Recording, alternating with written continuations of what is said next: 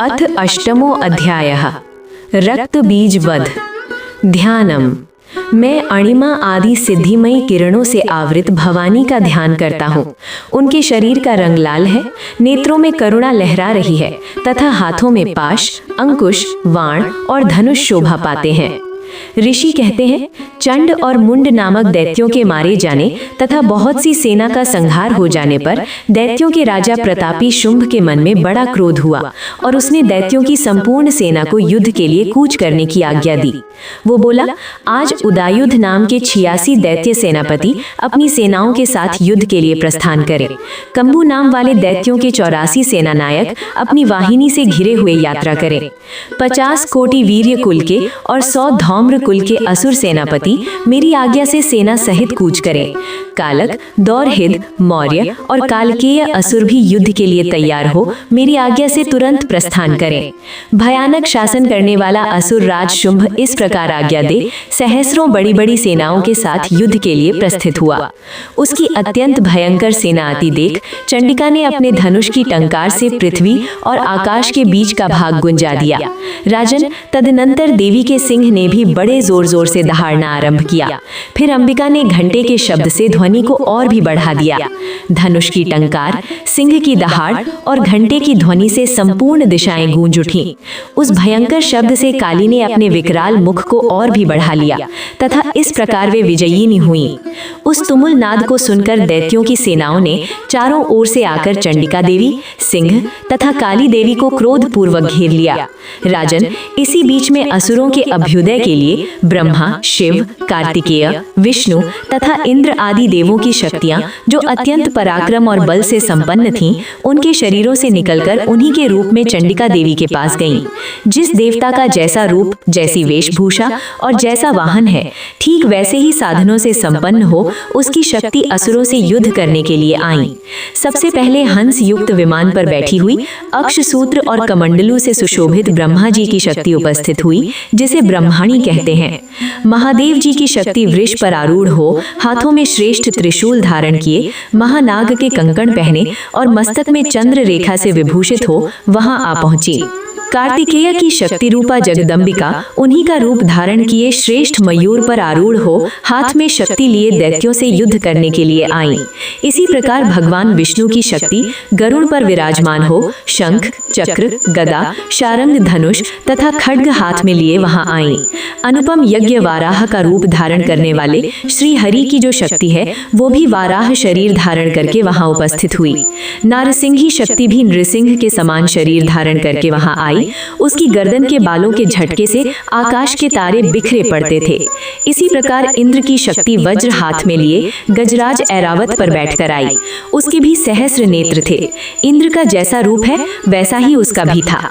तदनंतर उन देव शक्तियों से घिरे हुए महादेव जी ने चंडिका से कहा, मेरी प्रसन्नता के लिए तुम शीघ्र ही इन असुरों का संहार करो। तब देवी के शरीर से अत्यंत भयानक और परम उग्र चंडिका शक्ति प्रकट हुई, जो सैकड़ों गीदड़ियों की भांति आवाज करने वाली थी। उस अपराजिता देवी ने धूमिल जटा वाले महादेव जी से कहा, भगवन, आप शुंभ निशुंभ के पास दूत बनकर जाइए और उन अत्यंत गर्वीले दानव शुंभ और निशुंभ दोनों से कहिए, साथ ही उनके अतिरिक्त भी जो दानव युद्ध के लिए वहां उपस्थित हों उनको भी ये संदेश दीजिए, दैत्यों, यदि तुम जीवित रहना चाहते हो तो पाताल लोक को लौट जाओ।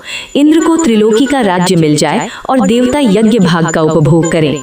यदि बल के घमंड में आकर तुम युद्ध की अभिलाषा रखते हो तो आओ, मेरी शिवाएं यानी योगिनियां तुम्हारे कच्चे मांस से तृप्त हों। चूंकि उस देवी ने भगवान शिव को दूत के कार्य में नियुक्त किया था, इसलिए वो शिव दूती के नाम से संसार में विख्यात हुई।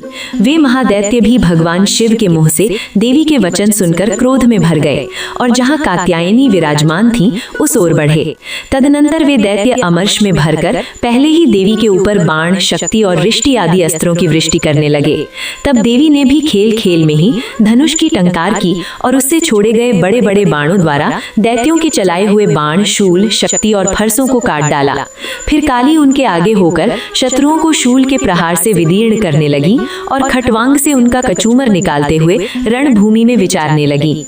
ब्रह्माणी भी जिस जिस ओर दौड़ती उसी ओर अपने कमंडलों का जल छिड़ककर शत्रुओं के ओज और पराक्रम को नष्ट कर देती थी। माहेश्वरी ने त्रिशूल से और वैष्णवी ने चक्र से तथा अत्यंत क्रोध में भरी हुई कुमार कार्तिकेय की शक्ति ने शक्ति से दैत्यों का संहार आरंभ किया। इंद्र शक्ति के वज्र प्रहार से विदीर्ण हो सैकड़ों दैत्य दानव रक्त की धारा बहाते हुए पृथ्वी पर सो गए। वाराही शक्ति ने कितनों को अपनी थूथुन की मार से नष्ट किया, दाढ़ों के अग्रभाग से कितनों की छाती छेद डाली और कितने ही दैत्य उसके चक्र की चोट से विदीर्ण होकर गिर पड़े। नारसिंही भी दूसरे महादैत्यों को अपने नखों से विदीर्ण करके खाती और सिंहनाद से दिशाओं और आकाश को गुंजाती हुई युद्ध क्षेत्र में विचारने लगी। कितने ही असुर शिवदूती के प्रचंड अट्टहास से अत्यंत भयभीत होकर पृथ्वी पर गिर पड़े और गिरने पर उन्हें शिवदूती ने उस समय अपना ग्रास बना लिया। इस प्रकार क्रोध में भरे हुए मातृगणों को नाना प्रकार के उपायों से बड़े बड़े असुरों का मर्दन करते देख दैत्य सैनिक भाग खड़े हुए।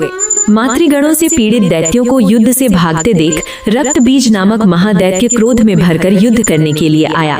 उसके शरीर से जब रक्त की बूंद पृथ्वी पर गिरती तब उसी के समान शक्तिशाली एक दूसरा महादैत्य पृथ्वी पर पैदा हो जाता। महासुर रक्तबीज हाथ में गदा लेकर इंद्र शक्ति के साथ युद्ध करने लगा। तब ऐन्द्री ने अपने वज्र से रक्तबीज को मारा। वज्र से घायल होने पर उसके शरीर से बहुत सा रक्त चूने लगा और उससे उसी के समान रूप और पराक्रम वाले योद्धा उत्पन्न होने लगे। उसके शरीर से रक्त की जितनी बूंदें गिरी उतने ही पुरुष उत्पन्न हो गए। वे सब रक्त बीज के समान ही वीर्यवान, बलवान और पराक्रमी थे। वे रक्त से उत्पन्न होने वाले पुरुष भी अत्यंत भयानक अस्त्र शस्त्रों का प्रहार करते हुए वहां मातृगणों के साथ घोर युद्ध करने लगे। पुनः वज्र के प्रहार से जब उसका मस्तक घायल हुआ तब रक्त बहने लगा और उससे हजारों पुरुष उत्पन्न हो गए। वैष्णवी ने युद्ध में रक्त बीज पर चक्र का प्रहार किया तथा ऐन्द्री ने उस दैत्य सेनापति को गदा से चोट पहुंचाई। वैष्णवी के चक्र से घायल होने पर उसके शरीर से जो रक्त बहा और उससे जो उसी के बराबर आकार वाले सहस्त्र महादैत्य प्रकट हुए उनके द्वारा संपूर्ण जगत व्याप्त हो गया। कुमारी ने शक्ति से, वाराही ने खड्ग से और माहेश्वरी ने त्रिशूल से महादैत्य रक्त बीज को घायल किया। क्रोध में भरे हुए उस महादैत्य रक्त बीज ने भी गदा से सभी मातृशक्तियों पर पृथक पृथक प्रहार किया। शक्ति और शूल आदि से अनेक बार घायल होने पर जो उसके शरीर से रक्त की धारा पृथ्वी पर गिरी उससे भी निश्चय ही सैकड़ों असुर उत्पन्न हो गए।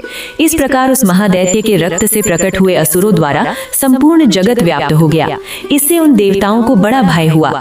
देवताओं को उदास देख चंडिका ने काली से शीघ्रता पूर्वक कहा, चामुंडे, तुम अपना मुख और भी फैलाओ और मेरे शस्त्रपात से गिरने वाले रक्त बिंदुओं और उनसे उत्पन्न होने वाले महादैत्यों को तुम अपने इस उतावले मुख से खा जाओ। इस प्रकार रक्त से उत्पन्न होने वाले महादैत्यों का भक्षण करती हुई तुम रण में विचरती रहो। ऐसा करने से उस दैत्य का सारा रक्त क्षीण हो जाने पर वो स्वयं भी नष्ट हो जाएगा।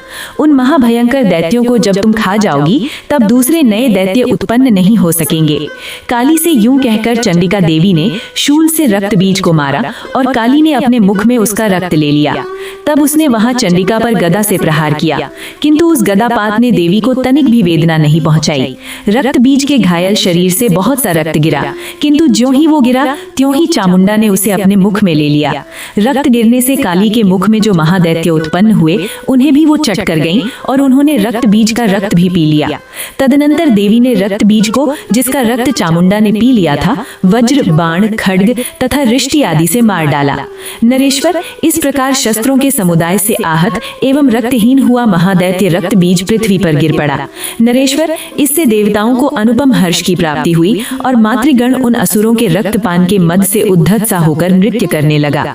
इस प्रकार श्री मार्कंडेय पुराण में सावर्णिक मनवंतर की कथा के अंतर्गत देवी महात्म्य में रक्त बीज वध नामक 8वां अध्याय पूरा हुआ। आगे का वृतांत कथा के अगले भाग अध्याय 9 में वर्णन किया जाएगा। अगले अध्याय की कथा सुनने के लिए प्लीज लाइक एवं सब्सक्राइब करें, जो चैनल पर बहुत जल्द उपलब्ध होगी।